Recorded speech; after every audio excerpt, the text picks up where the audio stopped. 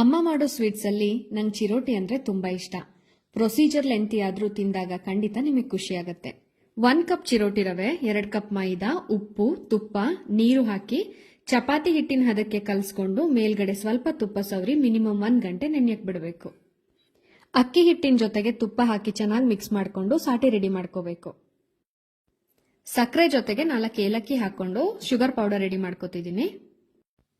ಈಗ ನೆನ್ಯಕ್ಕಿಟ್ಟಿದ ಹಿಟ್ಟನ್ನ ಚಪಾತಿ ತರ ಲಟ್ಟಿಸ್ಕೊಂಡು ಸಾಟಿ ಸವರಿ ಒಂದ್ರ ಮೇಲ್ ಒಂದು 4 ರಿಂದ 5 ಹಾಳೆಗಳನ್ನ ಜೋಡಿಸ್ಕೊಂಡು ರೋಲ್ ಮಾಡ್ಕೋಬೇಕು.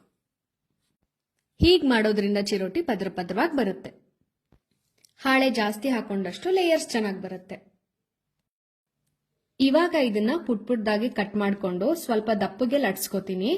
ಮೀಡಿಯಂ ಉರಿಲಿ ಹೊಂಬಣ್ಣ ಬರೋ ಹಾಗೆ ಕರೆದು ಬಿಸಿ ಇದ್ದಾಗಲೇ ಸಕ್ಕರೆ ಪುಡಿನ 2 ಕಡೆ ಉದುರಿಸ್ಕೊಂಡ್ರೆ ಚಿರೋಟಿ ರೆಡಿ ಆಯ್ತು, ಡಬ್ಬ ಸೇರಾಯ್ತು.